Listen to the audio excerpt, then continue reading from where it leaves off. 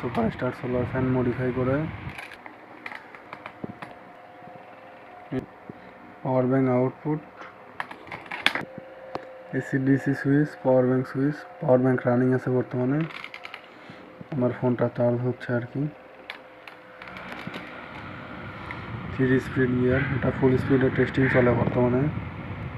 এটা হচ্ছে 2 নম্বর স্পিড, 1 নম্বর স্পিড। ফুল স্পিডে টেস্টিং চলছে বর্তমান।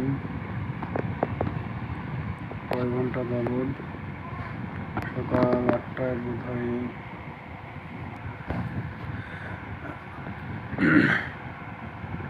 7 ঘন্টা 24 মিনিট রাখবে আর কি। 9 ঘন্টা চলবে ইনশাল্লাহ ফুল স্পিডে।